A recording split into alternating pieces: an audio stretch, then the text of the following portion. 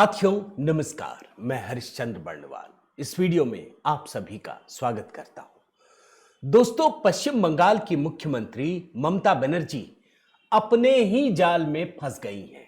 कई बार कहा जाता है ना दोस्तों कि आप बहुत ताकतवर हैं, आप फाइटर हैं, यह आपकी ताकत है। लेकिन कभी कभी यही ताकत आपके दुश्मन बन जाते हैं। अब ममता बनर्जी को देखिए। ममता बनर्जी वकीलों की वेशभूषा में सुप्रीम कोर्ट पहुंच गए, ये दिखाने के लिए कि जो पश्चिम बंगाल के अल्पसंख्यक हैं, मुस्लिम समुदाय के लोग हैं, ये बताने के लिए कि देखिए हम आपके लिए कितना लड़ रहे हैं। अब उसी सुप्रीम कोर्ट से ऐसे ऐसे फैसले आ रहे हैं दोस्तों, जिसके बाद ममता बनर्जी के पास कोई ऑप्शन नहीं बचा है।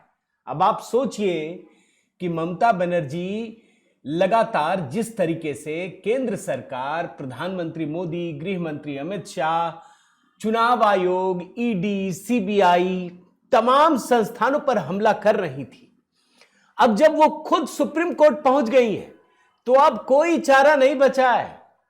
आज भी एक फैसले की नई चीज सामने आई है दोस्तों। सुप्रीम कोर्ट में एक नया आदेश समझ लीजिए, या फिर कह लीजिए कि जो आदेश आया है उसके ऊपर एक क्लैरिफिकेशन आया, और वो क्लैरिफिकेशन कितना बड़ा है, ममता बनर्जी के लिए कितना बड़ा झटका है, ये मैं आपको दिखाने जा रहा हूं। और एक बहुत बड़ी खबर दोस्तों, आजकल का दिन बड़ा विशेष है पश्चिम बंगाल के लिए भी, अभी मैं आपको दिखाऊंगा। अब कोई नहीं रोक सकता। पश्चिम बंगाल में राष्ट्रपति शासन के तहत ही चुनाव होगा। मतलब अब भारत सरकार को कुछ करने की जरूरत ही नहीं है। अब तो केंद्र को संवैधानिक संकट से निपटने के लिए पश्चिम बंगाल में राष्ट्रपति शासन लगाना ही होगा, दूसरा कोई विकल्प ही नहीं बचा है। और यह काम भी खुद ममता बनर्जी ने किया है, यह बात आप समझ जाइए। अभी केंद्र सरकार अगर लगाती ना तो ममता बनर्जी सिंपैथी गेन करने के लिए लोगों को भड़काती कि देखो हमारी सरकार को गिरा दिया, चुनी हुई सरकार को गिरा दिया। अब तो उसकी नौबत ही नहीं आएगी। मतलब सांप भी मर जाए और लाठी भी ना टूटे, वो वाली स्थिति पैदा हो गई है। तो आज पश्चिम बंगाल से जुड़ी कई सारी खबरें दोस्तों छोटे छोटे में आपको दिखाने जा रहा हूं। और क्यों पश्चिम बंगाल के लिए आज का दिन बहुत बड़ा है, यह मैं आपको बताने जा रहा हूं। निवेदन करता हूं दोस्तों कि एक कमेंट जरूर कीजिएगा। पहला कमेंट तो दोस्तों जय सियाराम यही लिखिएगा, ताकि हमारा और आपका जुड़ाव बना रहे और यह वीडियो अधिक से अधिक लोगों तक पहुंच सके। साथ ही दोस्तों, होली का पवित्र त्योहार बिल्कुल नजदीक है। मैंने खुद यह होली का गीत गाया है दोस्तों, सुष्मिता जी के साथ तैयार किया है। सनातन धर्म का एक सबसे बड़े त्योहारों में से एक है। कमेंट में पिंड कर दिया है, मैं तो है रंग डारू रे। देखिएगा, बताइएगा कैसा गाया है मैंने। आपके कमेंट की प्रतीक्षा रहेगी दोस्तों। आइए शुरू करते हैं। सबसे पहले मैं आपको एक पीआईबी की रिपोर्ट दिखाता हूं। पीआईबी मतलब प्रेस इंफॉर्मेशन ब्यूरो, भारत सरकार की रिपोर्ट है। और इसमें आप अगर ध्यान से देखिए राइट साइड में, तो आपको एक डेट नजर आएगा 26 फरवरी 2021। प्रेस इंफॉर्मेशन ब्यूरो क्या लिखा है? Election commission of India today announce the schedule for 2021 general elections to state legislative assemblies of Assam, Kerala, Tamil Nadu, West Bengal, Puducherry. आज कितनी तारीख है दोस्तों? 25 तारीख है। यानी 2021 में 26 फरवरी को चुनाव की घोषणा हो चुकी थी। आज 25 फरवरी है। कहीं कोई सुगबुगाहट दिख रही है? आप सोचिए ना, कहीं कोई सुगबुगाहट? क्यों? क्योंकि अभी बेसिक काम ही नहीं हुआ है। फिर मैं चुनाव आयोग की वेबसाइट पर जाकर जो डिटेल है, ये पश्चिम बंगाल का डिटेल है। 8 चरणों में चुनाव हुआ था, आप देखिए। और डेट मतलब जो पहला प्रोसेस शुरू हुआ था फेज 1 का, वो 2 मार्च से शुरू हो गया था। अभी तो जो इस समय चुनाव आयोग ने घोषणा की है ना कि 28 तारीख को फाइनल लिस्ट डिक्लेयर करेंगे, उसकी संभावना तो कहीं नहीं है अभी। तो 2 मार्च से शुरू हुआ था और पहली जो वोटिंग हुई थी, पहले चरण का मतदान, वो डेट ऑफ काउंटिंग 2 मई नहीं, डेट ऑफ पोल 27 मार्च, 27 मार्च, 1 अप्रैल, 6 अप्रैल, 10 अप्रैल, 17 अप्रैल, 22 अप्रैल, 26 अप्रैल, 29 अप्रैल। और काउंटिंग कब हुआ था? 2 मई को। एक और ग्राफिक्स है, आप देख लीजिए और अच्छे से समझ में आ जाएगा। 8 चरणों में चुनाव, 26 फरवरी को घोषणा। अब मुझे लगा जरा पता तो करें चुनाव आयोग कर क्या रहा है। तो फिर मैंने देखा चुनाव आयोग इस समय तमाम राज्यों के दौरे में लगा हुआ है। जैसे आज पुडुचेरी के दौरे पर है। भाई हमने आपको बताया दोस्तों, पिछली बार तमिलनाडु, केरल, पश्चिम बंगाल, असम, तमाम जगहों पर पुडुचेरी, तो ये समीक्षा करता है। पुडुचेरी और तमिलनाडु के 2 दिवसीय दौरे पर है। देखते हैं, तमाम पार्टियों से बातचीत होती है, यह पता लगाया जाता है कि कब कैसे क्या करना है। अच्छा, एक बड़ा दिलचस्प जानकारी आपको देता हूं दोस्तों, याद रखिएगा 26 फरवरी को 2021 में ऐलान हो गया था। जो विधानसभा का कार्यकाल होता है ना दोस्तों, वो 5 साल का ही होता है, वो फिक्स होता है। उसके बाद वो सरकार नहीं रह सकती, उसके बाद तो राष्ट्रपति शासन लगना तय है। अब आपको एक एक राज्य का बताता हूं। पुडुचेरी 15 जून तक खत्म होगा, पश्चिम बंगाल 7 मई, तमिलनाडु 10 मई, असम 20 मई, केरल 23 मई। यानी जो सबसे नियरेस्ट है वो पश्चिम बंगाल का है। 7 मई को विधानसभा का कार्यकाल खत्म होना है। अच्छा, एक और जानकारी देख लीजिए कि जितने भी बाकी राज्य हैं ना, वहां स्पेशल इंटेंसिव रिवीजन को लेकर कोई दिक्कत नहीं है, वो बड़े स्मूथली तरीके से हो गया। और इसमें आप अगर ध्यान दीजिए तो असम भी छोड़ दीजिए, तमिलनाडु और केरल, यहां तो विपक्षी पार्टी है, यहां तो भाजपा का कोई नामो निशान नहीं है, यहां तो कोई दिक्कत नहीं हुई, यहां तो स्पेशल इंटेंसिव रिवीजन भी हो गया। यानी दिक्कत कहां है? सिर्फ पश्चिम बंगाल में है। और पश्चिम बंगाल के लिए ही सुप्रीम कोर्ट ने बताया कि असाधारण परिस्थिति है। पश्चिम बंगाल के लिए ही सुप्रीम कोर्ट ने बताया कि अगर स्पेशल इंटेंसिव रिवीजन नहीं हुआ तो चुनाव नहीं करा पाएंगे। अच्छा, यहां स्पेशल इंटेंसिव रिवीजन के बीच में रोड़ा क्या है, कहां मामला अटका हुआ है? 80 लाख केसेस, 1 करोड़ 38 लाख हैं, जिसमें 80 लाख केस अब भी पेंडिंग है। 2-4 लाख निपट गए होंगे हो सकता है इस बीच, लेकिन 80 लाख है। हाई कोर्ट को काम सौंपा गया, हाई कोर्ट ने कहा कि 80 दिन लगेंगे। इसके बाद सुप्रीम कोर्ट ने कल कहा कि आप ओडिशा और झारखंड के हाई कोर्ट की भी मदद लीजिए। अब मैं पता लगा रहा था दोस्तों कि आखिर हुआ क्या। भाई काम शुरू होगा 28 तारीख को, तो फाइनल लिस्ट आउट करना। अब तो सुप्रीम कोर्ट ने कहा कोई बात नहीं, जितना आपके पास है वो लिस्ट लगा दीजिए, बाद में एक सहायक लिस्ट और जारी कीजिएगा, 80 लाख।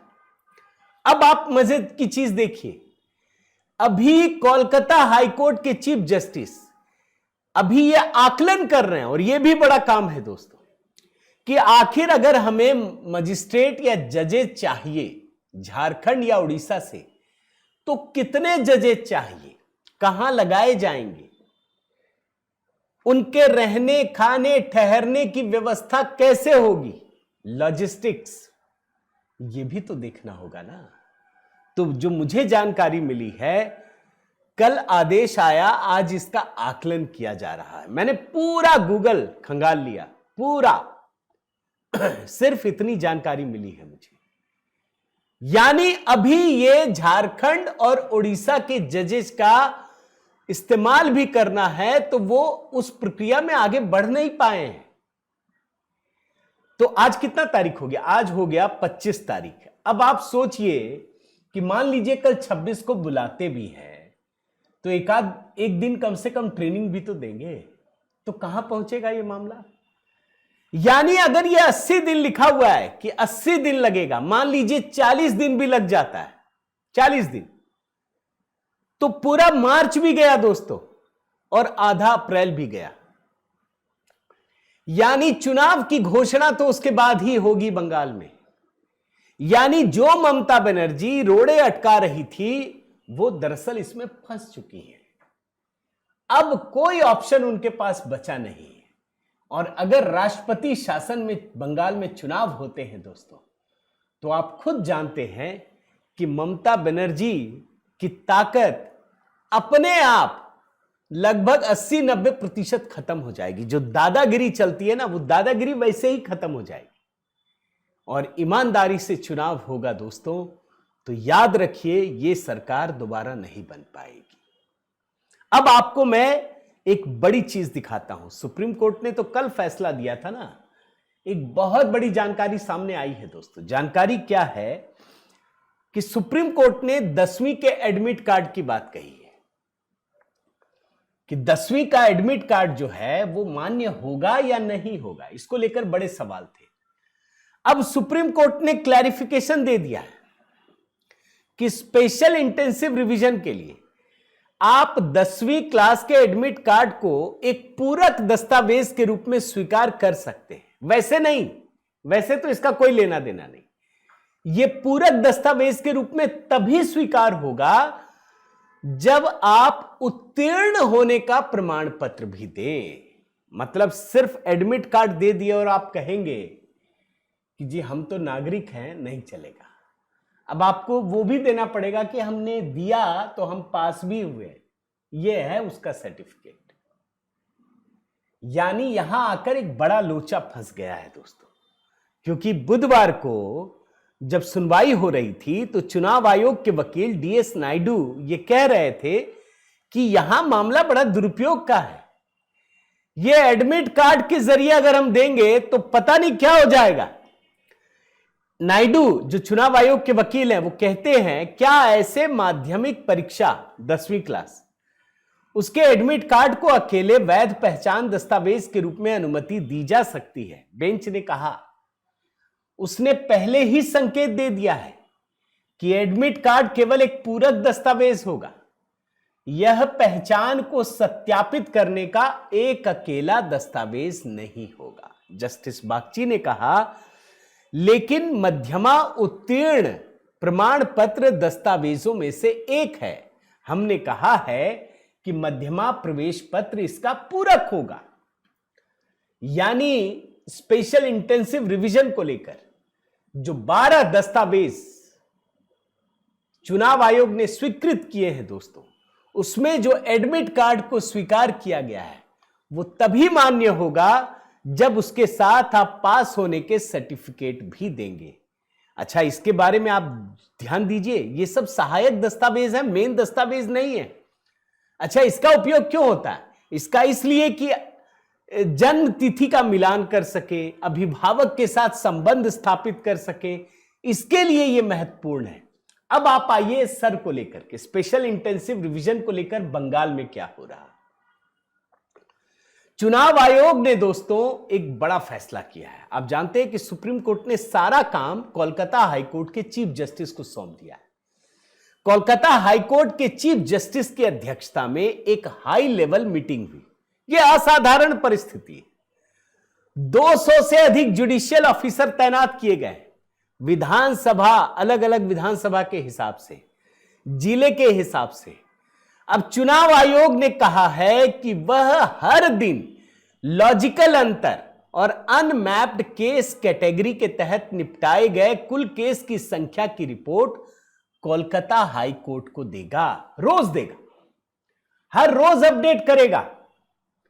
और इसके लिए बाकायदा दोस्तों, इस काम के लिए सोमवार शाम तक 200 जुडिशियल अधिकारियों को नए पोर्टल के लिए लॉगिन क्रेडेंशियल दिए गए हैं। 200 अधिकारियों, इसके साथ ही उनकी ट्रेनिंग हो चुकी है, उन्होंने काम करना शुरू कर दिया।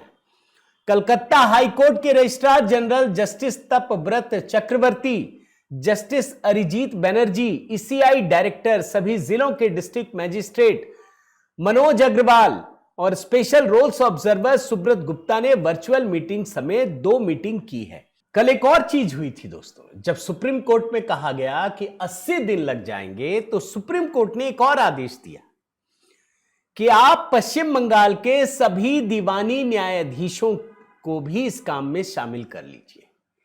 और उसका फैसला भी आ गया दोस्तों। कलकत्ता हाईकोर्ट के मुख्य न्यायाधीश सुजय पॉल ने पश्चिम बंगाल की विभिन्न अदालतों के सभी दीवानी न्यायाधीशों की छुट्टियां अगले आदेश तक रद्द करने का फैसला किया गया है। वो इसलिए कि अब जो चुनाव आयोग का काम है वो जुडिशियरी करे, और बाकायदा इसके लिए अधिसूचना जारी की गई है।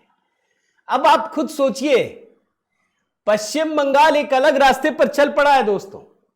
मैंने अभी 2 दिन पहले आपको बताया था, बाद में सारे लोगों ने इस वीडियो को देख करके इसी नैरेटिव को पकड़ा, तब उन्हें समझ में आया कि ममता राज खत्म हो चुका है।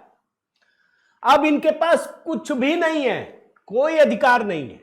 और मैं आज कह रहा हूं आपको कि ये परिस्थितियां राष्ट्रपति शासन से भी आगे की हैं। अब ये लोग भले ही उसका जश्न मनाएं, बोल रहे हैं कि हम जीत गए, आप नहीं जीते। सिर्फ पश्चिम बंगाल के लिए सुप्रीम कोर्ट को इतना सख्त फैसला करना पड़ा है। आज सुप्रीम कोर्ट को आपके किसी अधिकारी पर इतना सा भी भरोसा नहीं है। सिर्फ वो मतलब जैसे कहते हैं ना, फटकारने के लिए वहां खड़े होते हैं, फटकार खाने के लिए, उस पर जरा सा भी भरोसा नहीं है। अब ममता बनर्जी छटपटा रही है, क्या करें। अब तो यहां तो पता नहीं कितने वोटर कट जाएंगे अल्पसंख्यक समुदाय के, जिनके नाम पर इनको लग रहा था कि हमको कोई हरा नहीं सकता। अब ये इधर उधर भाग रही है। अब एक नया काम दिखा है मुझे। अभी तो ये मंदिर भाग रही थी, मंदिर बनवा रही थी। अचानक पता चला कि पश्चिम बंगाल का एक सम्मान है, सर्वोच्च नागरिक सम्मान राज्य का, बंग विभूषण, उन्होंने नगेन राय को दिया है। अब नगेन राय कौन है? नगेन राय भारतीय जनता पार्टी के सांसद है। 2003 में उन्हें राज्यसभा का सांसद बनाया भाजपा ने। अब यह आपको पचेगा क्या कि भाजपा के सांसद को बंगाल का सर्वोच्च सम्मान ममता बनर्जी दे? आपको यकीन होगा? कभी नहीं होगा। तो भाई क्यों दिया? अब उनको लग रहा है कि इधर उधर से अगर वोट नहीं मिला तो हम तो खत्म हो जाएंगे।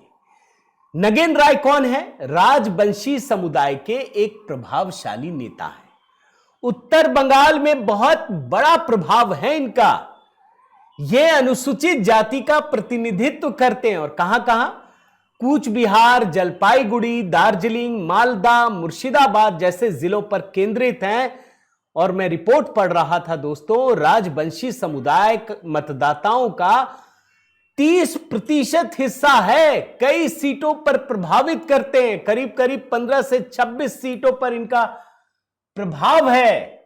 और जहां भी राजवंशी समुदाय के लोग हैं वहां भाजपा अच्छा प्रदर्शन करती है। अब ममता छटपटा रही है। मैंने कहा ना, सुप्रीम कोर्ट ने सारे रास्ते बंद कर दिए। कब तक गाली दीजिएगा भाई? आप हर संवैधानिक प्रक्रिया का पालन करने से रोक रही हैं, कहां तक आप कीजिएगा? अच्छा, कुछ चीजें आपको और दिखाता हूं। जब मैं ये स्टोरी रिसर्च कर रहा था दोस्तों, अभी तो फर्जी बड़े सारे कार्ड बन रहे थे। अब देखिए, पश्चिम बंगाल में अचानक से रिकॉर्ड तोड़ मैरिज रजिस्ट्रेशन होने लग गया है। सबको कागज चाहिए। जो लोग बोलते थे ना कागज नहीं दिखाएंगे, अब सब कागज बनवाने में लगे हुए हैं। कुछ तो दिखाएंगे। आप एक मांगिएगा वो 50 ला के रख देंगे। सब कागज मंगवा रहे हैं। और सबसे ज्यादा अब देखिए 2025 में 1,80,000 से भी अधिक है। आपको मैं आंकड़ा दिखाता हूं, 1,83,733 रिकॉर्ड तोड़।